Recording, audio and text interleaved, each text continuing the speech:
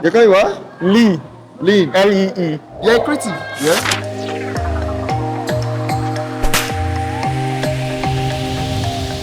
Yeah. I mean, I so deserve, but I have to learn to start being more. I try my best. Okay, but like I heard from the convener of ProdFest, he said Yeah. you're the creative lead for Yeah. ProdFest, and the whole idea is to be able to merge builders, and by builders, they mean developers and creatives together to coexist and bring real world solutions to life. So I was very curious about how they went about the creative approach of things, and I was good that you're the one handling that aspect. You did hear my concerns a bit about the idea of there could have been where like more integration of the creative side of things, but I understand that it's the first and there is more to come. So, but for you now, what exactly was it like? How exactly did you see the vision of this when it was shared with you? Yes. So before starting this, they were actually more reference project, right? But to explain how the idea actually came about, because I actually handled a majority of the branding, right? Yeah, and So- I love the branding, by the way. Yeah, thank you very much. So the idea we started with was to have a part where development, that's engineering, and design works together. And I think the creative part for me was to simplify a majority of the Web3 terms and jargons and processes that the guys always use to make things very complex, right? Just communicate. Yeah, and then a part of that was also to communicate Plateau State as a place, because we are trying to bring people in, because we are trying to make people around Jos, also developers that are building in their own separate silos, you understand, to actually come out and meet new people and understand what is actually going on in the Web3 space at large, right? So a majority of that branding actually has to incorporate a majority of those things. So basically, we just try to simplify everything for everyone. Developers need to understand how designers think, and designers need to understand how developers think. Yeah, so that's it. For me, I'm an advocate for the creative economy to actually grow, for more infrastructures to actually be created to support it. You get beyond those idea of these bounces and all these things we see. Yeah, you get. yeah. But more about the idea of us being in the key decision making about the narrative is being built, because I feel like that's why we see a lot of the Web2 ecosystem evolving. You get.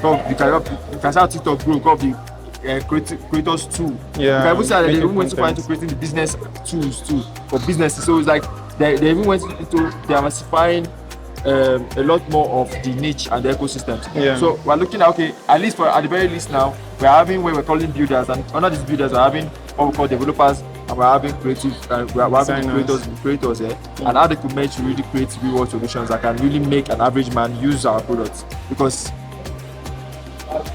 that's the new web. Yeah, actually. So, with that being said, like for you now, even with this happening, how do you expect, like you've learned from this? How can you see yourself evolving in this space? And like, how do you expect like the next ProdFest to be? Or what should we be expecting? Yes. So as you know, this is actually our first time hosting this event, right? So definitely the second one, we plan for it to be way more better, because we've learned a lot through the branding and how the branding actually applies in real world spaces, like you can see the hall. And yeah, we try to have a majority of our hackathons also. I think I spoke with some of the team members, right? And we try to find ways to incorporate designers into most of these flows. Yes, so designers and creative content, because no matter what you are building, there has to be someone that's going to put in it. There has to be research. Yeah. So these are the things that people are going to research and put it out there, and so that people will be able to use. That's where actually the research part comes in, where people can actually search up your product and then know how to use it, because you put out stuff there, you put out content that people can actually look for and get. So coming back to my first statement, where I say the idea is to make everything simple, to bridge the gap in between these two, what I call it, ecosystems, right? The designers and the engineers. We plan to make everything more simpler next year, and we plan to have way more creatives here. I feel like that's my personal mission, really, right? So we plan to have more designers, more creators, people that would help us celebrate artists, Web3. musical artists, Yeah, you get. artists themselves. Like we need to see NFTs around there. We need to see people in. Okay, we need to see, like for example, I was already seeing kind of idea that I felt like, yeah, like we need to see like NFT, like an NFT challenge. Yeah, welcome please. We need to see like an NFT hackathon, like artists winning and like the best NFT or something like that. We need to see artists, musical artists come here to perform their products too, because whatever they mean is a product. Yeah. So we need to see that happening too. We need to even see.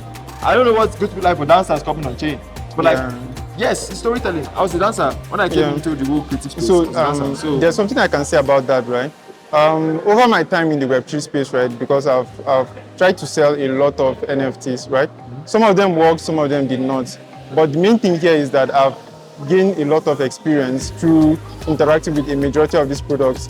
Like you have people that only make music and then they sell them as NFTs. And for a creator, owning your content and being able to control who actually buys it, and people don't just like use your stuff uselessly, so and you actually gain from control it. your IP. Yes, yes. And for a creator, that is very, very important. You understand? Start earning from day one when you are pushing out content. And that's kind of what Web3 actually helps us do. It helps so many creatives actually make more.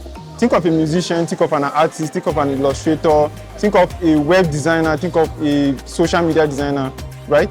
You create a majority of this content, and if you can actually help, or if you can actually put them on the blockchain, people are going to be willing to pay you a lot of money just to be able to use that. But by then, I know at the end of the day now, it's like now, I feel like it scales creatives to a level of being critical thinkers. As compared to Web2 before, whereby it's all about creating music and just putting it there and telling people to go and listen to your song and all. I feel like what Web3 does now and what the new internet is all about now is purpose. So now it's like, you're not just on your data. What purpose does your data achieve? How does it actually even provide solutions? Yes, it can. You get, because people can start understanding like how we can evolve this data-oriented world around now. You can see how AI is scaling. How does that look like coming into the space too? And how can artists integrate into leveraging the infras of the next generation? Yeah. So it's okay. You have to say about AIs. Not exactly, but what I can say is that I feel like AI is kind of like a new technology, like Web3 that is currently in existence, right? And the way I look at it is a way to enhance a creator's creativity, right? So take it, for example, with an AI, I can actually like make variations of something that I've already created. Definitely AI cannot like start everything for you from start to finish. Obviously, like you can test the new models that are available and you will see that it's technically impossible or almost impossible for you to envision what is in your head, right? Unless if you are someone that had no idea from the beginning. Right? But for a creative that actually hopes to create great stuff, that will actually help. Putting AI and Web3 together is a way to help, let's say an illustrator now is trying to put out NFTs, right? And you want to make like, say, 100 pieces of those NFTs so that people will be able to like get in scale. You're only one person, but AI helps you create more variations of those things. And then you can pick, because you are a human and you have like, what will I call it? You can actually see what works and what does not work. You have the entire picture of what the end goal is supposed to look like.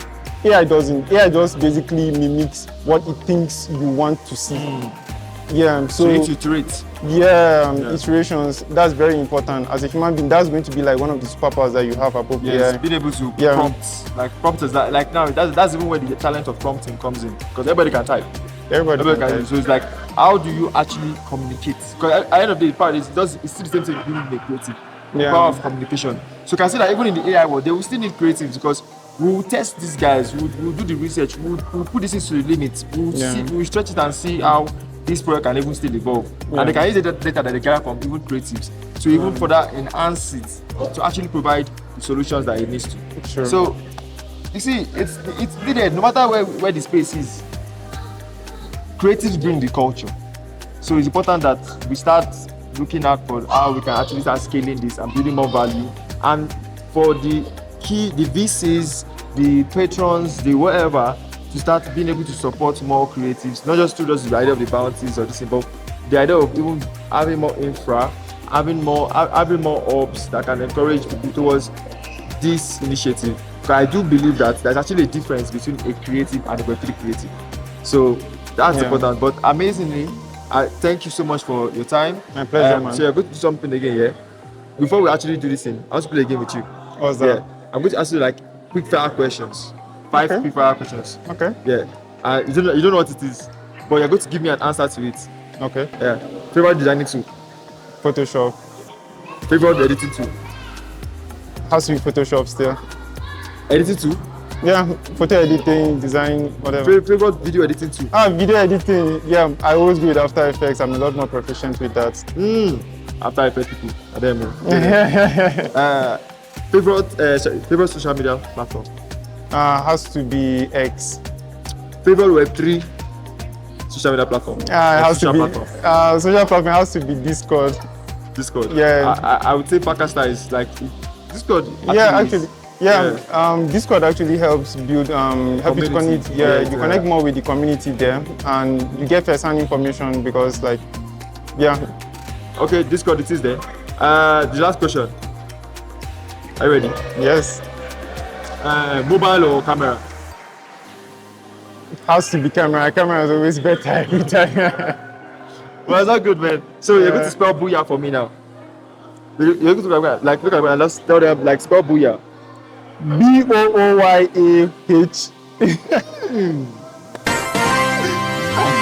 Have you watched our videos before? Not really. But you know with the media. Yeah, I know with the media. I've watched our videos before. Like I've seen your social media channel, but like it's not that for a long over the time of like doing the whole design thing.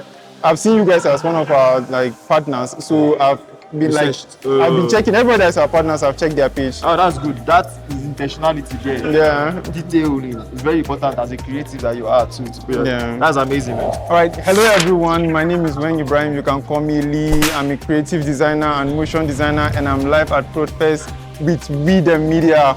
Booyah!